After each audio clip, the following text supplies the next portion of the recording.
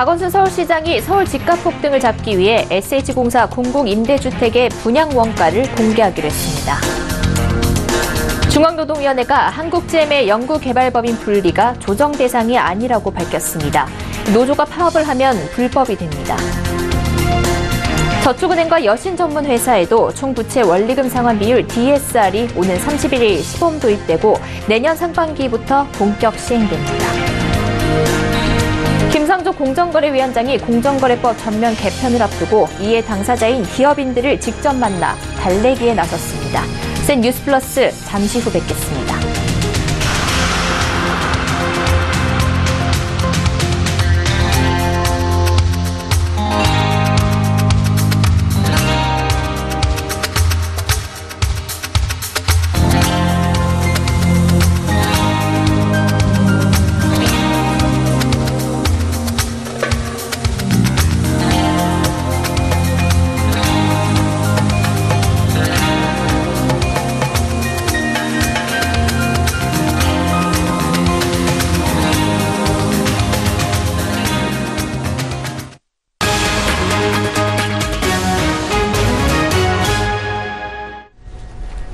시청자 여러분 안녕하십니까? 센 뉴스 플러스 양한나입니다. 오늘 서울시 국정감사에서 박원순 서울시장이 SH공사 공공임대주택의 분양 원가를 공개하도록 하겠다고 밝혔습니다. 최근 서울 집값이 폭등하자 분양 원가 공개 항목을 대폭 늘려서 건설 비용을 투명하게 공개함으로써 집값을 안정시키겠다는 겁니다. 고현정 기자입니다.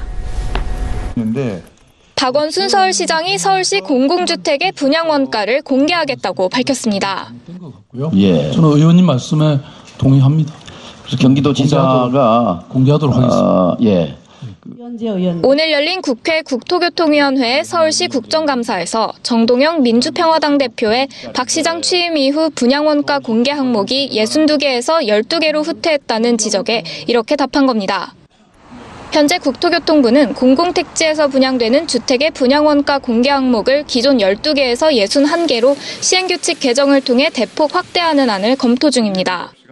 서울시 중위평균 아파트값이 지난해 6억 원에서 8억 원으로 2억이나 오른 데 따른 조치로 해석되고 있습니다. 앞서 경기도도 경기도시공사와 민간건설업체가 공동으로 분양한 민간참여 분양주택 5곳에 대한 건설원가를 공개한 바 있습니다. 한편 박 시장이 강하게 추진하고 있는 공시지가 상승에 따른 세부담을 완화하기 위해 서울시가 조례를 개정해 탄력세율을 적용해야 한다는 지적도 나왔습니다. 이에 박 시장은 공시지가 상승에 따른 서울 시민들의 세부담은 그리 크지 않다며 다른 공과금을 줄여주는 방법은 고려하겠다는 뜻을 밝혔습니다. 또한 여의도 용산개발 종합계획 추진과 그린벨트 해제를 둘러싸고 국토부 등 중앙정부와의 잡음에 대해서는 함께 협의하고 조정해 나가는 상태라고 일축했습니다. 서울경제TV 고현정입니다. 한국GM이 파업이라는 최악의 상황을 면할 전망입니다. 오늘 중앙노동위원회가 한국GM 노조가 신청한 조정 중지에 대해 조정 대상이 아니라고 판단했기 때문입니다. 이렇게 되면 노조는 합법적인 파업을 벌일 수 없게 됩니다. 노조는 오후 5시부터 쟁의 대책위원회를 열고 대책 마련에 들어갔습니다. 정창신 기자입니다. 오늘 중앙노동위원회는 한국GM의 연구개발 법인 분리가 경영 전략상의 문제인 만큼 조정 대상이 아니라고 판단했습니다. 노사가 모여 단체 교섭을 진행하라는 공고도 했습니다. 이 회사 노조는 당초 이날 오후 4시 쟁의대책위원회를 열고 파업 시간과 규모 등을 정할 예정이었지만 조정 대상이 아니라는 판단에 따라 회의를 1시간 늦추고 대책 마련에 들어갔습니다. 만약 노조가 파업을 강행하면 불법 파업이 됩니다. 상황이 이렇자 한국GM 노조는 사측과 문제 해결을 위해 대화의 문을 열어놓겠다는 입장입니다. 저희가 언제든지 열려 있었습니다. 저희가 먼저 특별단체 교섭을 요구했던 거고. 업계에선 한국GM 노사가 연구개발 법인 분리를 놓고 입장차가 큰 만큼 합의점을 찾기는 쉽지 않을 것으로 전망하고 있습니다. 한국GM은 공시를 통해 연구개발 법인을 따로 떼 자동차 엔지니어링 및 디자인 부분에 집중하고 기존 한국GM은 제조 판매를 맡는다고 밝힌 바 있습니다. 하지만 노조는 연구개발 법인 분리가 사업 철수를 위한 사전 조치라고 생각하고 있습니다. 특히 법인 분리로 생산만 하는 용역회사가 되는 만큼 10,000명에 달하는 근로자가 고용 불안에 시달릴 것을 우려하고 있습니다. 이 같은 우려에 대해 한국GM 2대 주주인 산업은행은 당초 약속했던 지원금을 다 주지 않을 수도 있다고 밝혔습니다. 이동걸 산업은행 회장은 이날 서울 을지로 기업은행 본사에서 열린 국회 정무위원회 국정감사에서 한국GM에 출자하기로 한 7억 5천만 달러 중 절반을 집행했고 나머지 절반은 상황에 따라 집행하지 않을 수도 있다고 말했습니다. 서울경제TV 정창신입니다. 이제 제2금융권의 가계대출도 더 깐깐해집니다. 금융당국이 은행과 보험, 상호금융에 순차적으로 도입한 총부채 원리금 상환 비율 DSR을 저축은행과 여신전문회사에도 적용합니다. 당분간은 시범 운영 방식으로 직접 소비자에 미칠 영향은 크지 않지만 본격 시행에 나서는 내년 상반기부터는 2금융권에서도 대출이 막힐 수 있습니다. 앵커 리포트입니다. 오는 31일부터 저축은행과 여신전문회사에도 총부채 원리금 상환 비율 DSR이 시범 도입됩니다. 부동산 임대업 대출에는 연간 임대소득 대비 연간 이자 비용을 감안한 이자 상환 비율 RTI가 적용됩니다. 금융위원회와 금융감독원은 이런 내용의 저축은행 여전업권 여신심사 가이드라인 도입 방안을 밝혔습니다. 저축은행과 여전사들은 31일부터 주택담보대출과 신용대출 등 모든 유형의 신규 가계대출을 취급할 때 DSR을 산출합니다. 다른 업권과 마찬가지로 햇살론과 300만 원 이하의 소액 신용대출, 전세자금 대출 등은 신규 대출 시 적용 대상에서 빠집니다. 특히 여전사의 경우 화물차 구입 자금 대출이 DSR 산정에서 제외됩니다. 모든 금융회사 대출 원리금 대비 연간 소득 기준으로 DSR을 산출합니다. 시범 운용은 차주 관련 정보를 쌓아나가는 기간으로 이 기간 각 저축은행과 여전사는 자율적으로 DSR을 활용해 차주의 데이터를 축적하고 이를 토대로 나온 일괄적인 DSR 지표는 내년 상반기 중 본격 시행됩니다. 지금은 그렇게 시범이기 때문에 저축은행 잘 소지가 있어서 큰 영향은 없을 것 같아요. 저축은행, 상호, 여전사 모두 내년 상반기 중 정해지면 차주들이 영향을 받죠. 다만 주택담보대출 취급 시 처음부터 원금을 나눠 갚는 분할 상환은 31일부터 바로 시행됩니다. 주택구입 용도 등의 대출은 매년 최초 약정 대출금의 30분의 1을 상환해야 하고 금리 상승을 가정해 실시한 DTI가 80% 이상인 대출은 반드시 고정금리로 취급합니다. 개인 사업자 대출 역시 부동산 임대업 이자 상환 비율 RTI와 소득 대비 대출 비율 LTI에 미달되면 당장 31일부터 대출이 막힐 수 있습니다. 서울경제TV 양한나입니다. 검찰의 담합수사 허용 등 공정거래법 전면 개편을 앞두고 기업들이 불안한 모습입니다. 기업들의 우려가 커지자 김상조 위원장이 직접 진화에 나섰습니다. 오늘 대한상의를 방문해 기업인들을 모아 공정거래 정책 방향을 설명하고 이해를 돕기 위한 자리를 마련했습니다. 김혜영 기자입니다. 김상조 위원장이 공정거래법 전면 개편을 앞두고 기업인들을 만나 이해돕기에 나섰습니다. 공정거래법 개편을 둘러싼 잡음이 일자 직접 나서 이해 당사자를 만난 겁니다. 앞서 공정위는 입법 예고를 통해 재계와 시민단체 등 개편안에 대한 의견을 수렴했지만 일단 재벌개혁은 기존안을 그대로 고수하겠다는 입장입니다. 제가 여러분들께 설명도 드리고 또 한편으로는 이해도 구하고자 하는 마음이 아주 컸었는데 소득주도 성장과 혁신 성장의 두 바퀴가 제대로 굴러갈 수 있도록 하는 제도적 인프라로서 공정경제를 생각하고 있고 가장 논란이 된 부분은 전속고발권 폐지, 가격이나 생산량 조절 같은 중대한 담합은 앞으로 공정위의 고발 없이도 검찰이 나서 자유롭게 담합을 수사해 기소할 수 있게 된 겁니다. 공정위와 검찰의 이중조사가 이뤄지는 만큼 기업의 부담이 커져 경영활동이 위축될 것이라는 우려가 상당한 상황입니다. 김 위원장은 명확한 수사 범위 설정과 중복조사 금지 등 보완책을 내놓겠다고 밝혔습니다. 또한 재계 반발이 상당했던 일감 몰아주기 규제 강화에 따른 후속 작업의 로드맵도 제시했습니다. 앞서 공정위는 규제 대상 총수일가의 지분 기준을 20%로 일원화하기로 했습니다. 김 위원장은 이는 사후적인 규제일 뿐 내부 거래 자체를 금지하는 것은 아니라며 해석 기준을 보다 구체화하는 방안 등을 통해 불확실성을 줄이겠다고 밝혔습니다. 총수일가의 사익 도구로 전락했다는 지적을 받아온 대기업의 공익법인에 대한 의결권 제한도 도마에 올랐습니다. 의결권이 제한되면 기업의 공익활동 자체를 제한할 수 있다는 지적에 대해선 미국이나 일본 등 외국도 마찬가지라며 선을 그었습니다.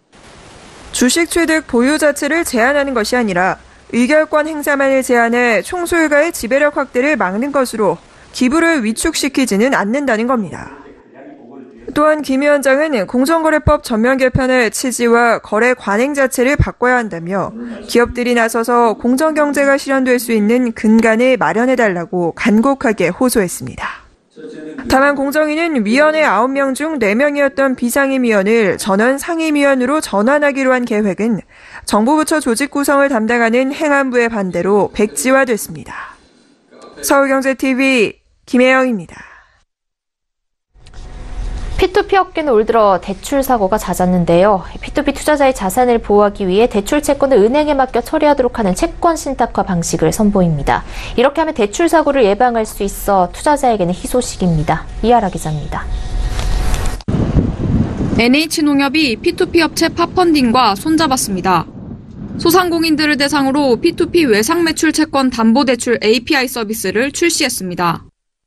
이번에 나온 소상공인 외상매출 채권 담보대출 API 서비스는 일반 소상공인이 P2P 업체로부터 대출받은 후 매출금이 피지사나 카드사로부터 차주인 소상공인 계좌에 들어오면 차주가 그 돈을 처리하지 못하게 해놓고 NH농협은행이 전산으로 그 돈을 가져와 투자자들에게 돌려주는 프로세스를 처리하는 겁니다. 기존에는 P2P 업체가 차주인 소상공인의 OTP나 공인인증서를 보관했다가 매출이 들어오면 P2P 업체가 투자자에게 직접 이체하는 방식이었습니다. 결과적으로 P2P 투자자와 차주인 소상공인 사이에 오고 가던 투자금이 은행을 한 번 더 거치는 겁니다. 대출 채권이 은행에 신탁화하는 과정이 생겼기 때문에 P2P 투자자의 자산 보호가 한층 더 강화됐다고 볼 수 있습니다. 신한은행은 P2P 고객의 투자 자금을 보호하는 신탁방지 P2P 대출 디지털 플랫폼 서비스를 운영 중입니다. 투자자의 예치금을 신한은행을 통해서 분리 보관하게 되면서 저희가 회사가 다른 채권이나 채무에 의해서 압류 신청이 들어온다고 하더라도 일단 고객의 투자금은 안전하게 보호가 될 수 있어서 은행 입장에서는 새로운 고객 확보 효과도 있습니다. NH농협은행에서 P2P 외상매출 채권 담보대출을 받는 소상공인은 P2P 소상공인 전용 통장을 만들어야 합니다. 지난주 금융위도 핀테크 금융혁신을 위한 규제개혁 태스크포스를 만들고 중금리 신용대출 등에 제한적으로 금융사의 P2P 투자를 허용하는 방안을 추진하겠다고 밝혔습니다. 서울경제TV 이하라입니다. 올해 들어 금융권에서 통큰 사회공헌 약속들이 쏟아지고 있습니다. 이자 장사와 채용비리 논란 등으로 잃어버린 국민 신뢰를 회복하기 위한 건데요. 국가나 사회에 실질적인 도움을 주면서 국민들에게 브랜드를 알릴 수 있는 사회공헌 메시지가 중요해지면서 금융지주별로 이슈를 선점하기 위한 경쟁이 치열해지고 있습니다. 정훈규 기자입니다. 하나금융그룹이 국가적인 저출산 문제를 해결하겠다며 지난 4월 약속한 어린이집 100곳 건립 사업에 속도를 내고 있습니다.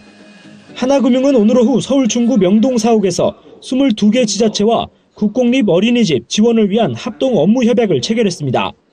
지금까지 하나금융이 어린이집을 지어 기부하기로 한 지자체는 총 29곳으로 이를 통해 총 2,550여 명의 어린이들이 혜택을 받고 약 500명의 보육교사 일자리가 창출될 것으로 기대됩니다.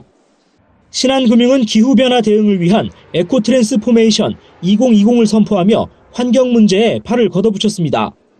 신한금융은 2030년까지 녹색산업에 20조 원을 투자하거나 지원하고 온실가스 배출량을 2012년 대비로 20% 감축하기로 했습니다. 이를 위해 저탄소 금융시장 선도와 친환경 경영 확산, 환경 리더십, 파트너십 강화 등 3대 추진 방향도 제시했습니다. 또 신한은행과 신한카드 등 그룹사를 통해 고객의 친환경 활동을 장려하는 다양한 금융상품을 개발할 계획입니다. KB금융은 지난 2011년부터 KB 굿잡 취업 박람회를 개최하는 등 일자리를 KB의 대표 사회공헌 브랜드로 구축했습니다. 금융지주 간 사회공헌 이슈 선점 경쟁이 벌어지면서 내년 지주 전환을 앞둔 우리은행도 기존에 힘써온 다문화 가정을 포함해 다양한 분야를 검토 중입니다. 한편 금융사들이 통 크게 사회공헌에 나서는 것은 반가운 일이지만 매번 발표 시점에 묘한 아쉬움이 남습니다. 지난 4월 하나금융의 어린이집 건립 계획과 이번 신한금융의 녹색산업 투자 계획은 각각 김정태 회장과 조영병 회장이 채용비리 문제로 수사를 받거나 구속 위기를 겪은 후였습니다. 서울경제TV 정원규입니다.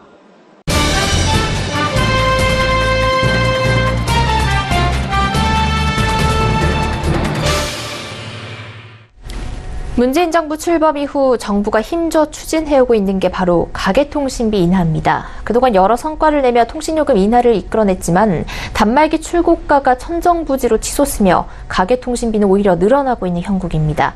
이에 가계통신비 부담을 줄이기 위한 방안으로 단말기 완전자급제 도입에 대한 논의가 활발합니다. 단말기 완전자급제가 도입이 되면 통신비가 실제로 내려가는지 이보경 기자와 알아보겠습니다. 이 기자, 우선 요즘 스마트폰 가격부터 짚어보죠. 스마트폰 한 대에 200만 원에 달하고 있다고요? 네, 맞습니다. 최근 프리미엄 스마트폰의 출고가는 이미 100만 원 선을 넘어섰습니다. 이런 가운데 다음 달 초에 출시될 것으로 예정돼 있는 이 아이폰 XS의 맥스 출고가는 200만 원에 육박할 것이란 관측이 나오고 있습니다. 문재인 정부가 통신비 인하 정책을 펼치면서 이 선택약정 요금 할인율도 높였고 또 취약계층에 대한 기본료 폐지 등도 이뤄냈지만 결국에 이 단말기 가격이 비싸지면서 소비자들의 가계통신비 부담은 오히려 늘어나고 있는 상황입니다. 네, 그럼 현재 지금 상황에서 관건은 이 가계통신비를 줄이려면 단말기 가격을 떨어뜨려야겠네요. 네, 맞습니다. 그래서 나오는 얘기가 이 단말기 완전 자급제입니다. 이 핸드폰 유통 구조를 좀 바꿔보자는 건데요. 현재는 이 핸드폰을 살 때 이 통사 대리점에 가서 이 핸드폰을 구입하고 개통하는 일까지 한 번에 하잖아요. 그런데 이 단말기 완전 자급제가 시행이 되면 하이마트 같은 판매점에서 단말기를 사고 그 단말기를 가지고 통신사 대리점에 가서 개통을 따로 하게 되는 겁니다. 네, 그러니까 우리가 평소 TV를 살 때도 TV를 판매점에서 사고 또 방송 서비스는 따로 신청하는 것처럼 핸드폰도 구입 따로, 개통 따로 하겠다는 건데 그렇게 하면 실제로 이 통신비가 떨어지게 됩니까? 네, 논란이 있는데요. 이 경쟁이 활발해지면서 가계통신비 부담이 줄어들 것이다라는 관측이 나옵니다. 이 단말기 완전 자급제가 도입이 되면 단말기 제조사 간의 경쟁이 활발해지면서 이 단말기 가격 하락으로 이어질 것이다라는 건데요. 또 현재 이통 3사의 대리점과 판매점들이 이 국내 단말기 판매 시장을 독식하고 있는 상황입니다. 그러면서 이 이통 3사가 가입자 유치를 위해서 리베이트를 한 해 4조 원에 달할 정도로 좀 뿌리고 있는데요. 이 대리점에 리베이트를 뿌려서 자사의 고객으로 유치하는 경쟁이 치열하게 이루어지고 있는 겁니다. 이 문제는 이런 비용이 소비자의 요금으로 전가된다는 데 있는데요. 그렇기 때문에 이런 기형적인 유통망을 고치면 이통 3사가 보조금이 아니라 요금과 서비스 경쟁에 나설 것이다라는 겁니다. 네, 이 반면에 요금 인하 효과가 없을 것이다라는 반대하는 의견도 있다고요. 네, 맞습니다. 이 단말기 완전 자급제가 도입이 돼도 요금 인하 효과가 별로 나타나지 않을 것이다라는 목소리인데요. 사실 스마트폰 시장에서 단말기 가격은 전 세계적으로 비슷하게 형성이 되어 있습니다. 이 아이폰 XS 맥스가 우리나라에서만 200만 원인 것이 아니라 미국에서도 200만 원 안짝으로 이렇게 형성이 되어 있다는 겁니다. 게다가 이 현재 국내 단말 시장의 70% 정도를 삼성전자가 차지를 하고 있는데 이 경쟁 구조가 아니다 보니까 경쟁 활성화를 위해서 단말기 가격 인하가 이뤄지긴 좀 어렵다라는 목소리가 나오는 겁니다. 또 중소 이동통신 유통점에 이 생존권도 달려 있다는 것이 문제인데요. 이 요금 인하가 불분명한 가운데 이 유통점들의 생존권을 위협하면서 완자재를 도입할 필요가 있냐라는 지적이 나온 겁니다. 현재 전국적으로 이런 대리점과 판매점은 이 2만 5천여 개의 종사자가 6만 명에 달하는데요. 자급제가 시행이 되면 이들의 수익이 현격히 줄어들게 됩니다.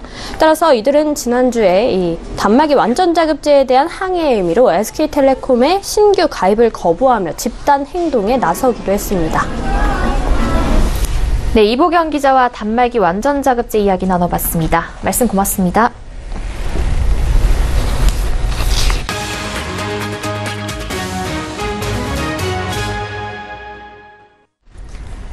전국경제인연합회 산하 한국경제연구원은 2003년부터 2016년까지 가계동향 자료를 살핀 결과 가계소득이 늘어나도 소비가 그만큼 증가하는 효과는 없었다는 분석을 내놨습니다. 한경연에 따르면 2003년에서 2016년 가구의 평균 소득은 263만 원에서 440만 원으로 67.2% 증가했습니다.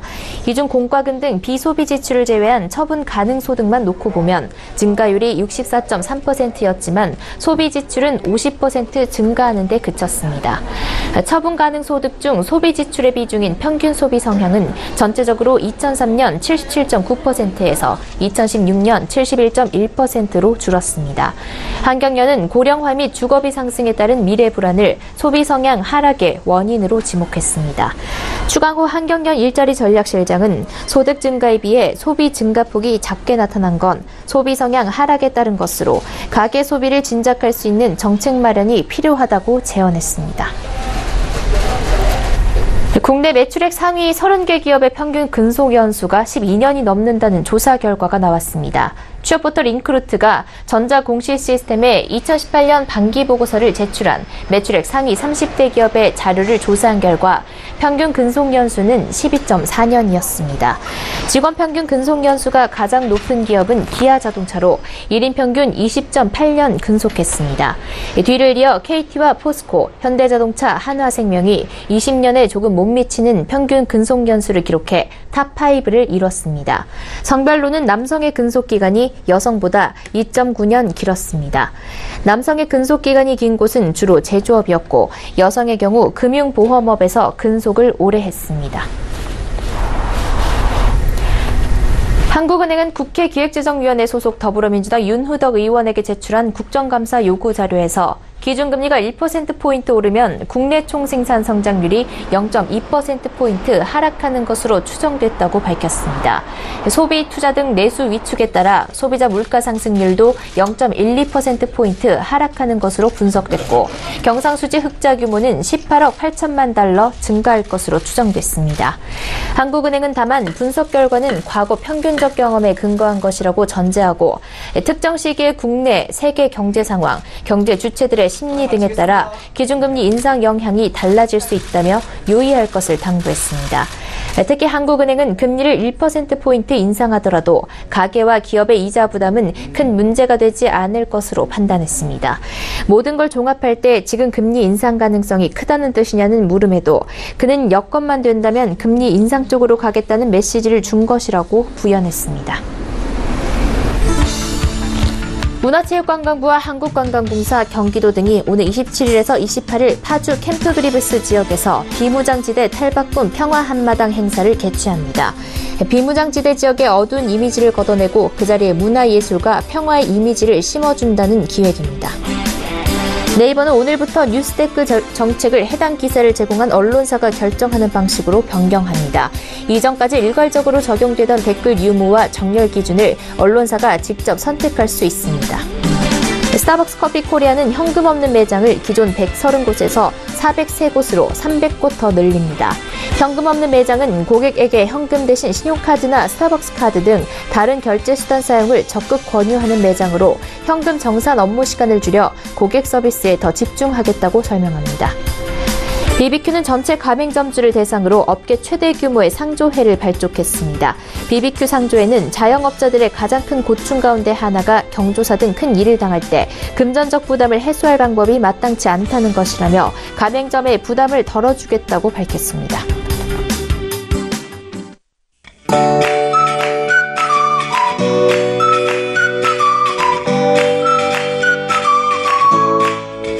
안녕하세요. K웨더 라이프스타일 예보 최씨입니다. 내일은 서리가 내리기 시작한다는 절기 상강이지만 날씨가 춥진 않겠습니다. 다만 미세먼지에 유의하셔야겠는데요.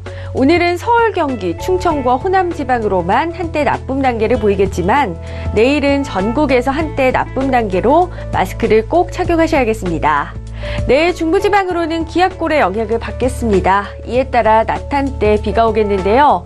비의 양이 5mm 내외로 적어서 미세먼지를 씻겨주진 못하겠습니다. 다음은 자세한 지역별 내일 날씨를 나절 예보를 통해서 살펴보겠습니다. 중부지방 낮 한때 비가 조금 오겠고 저녁부터는 점차 개겠습니다. 한낮에는 서울이 18도까지 올라 일교차가 크게 벌어지겠습니다. 강원 영동으로는 낮 동안 산발적으로 빗방울이 떨어지겠고 한낮 기온 강릉과 울진 20도로 높겠습니다. 남부지방 낮 동안 산발적으로 빗방울이 떨어지겠고 저녁부터는 구름만 지나겠습니다. 또 큰 일교차에 건강 잘 챙기셔야겠습니다. 서해와 동해상으로는 비가 온 뒤 개겠고 물결은 동해상에서 다소 높겠습니다. 항해하거나 조업하는 분들은 유의하시기 바랍니다. 금요일과 토요일 사이에는 전국에 비 소식이 나와 있고요. 비가 내리기 전까지는 일교차가 클 것으로 보여 건강 잘 챙기셔야겠습니다. 날씨였습니다. 센 뉴스 플러스 여기까지입니다. 시청해주신 여러분 고맙습니다.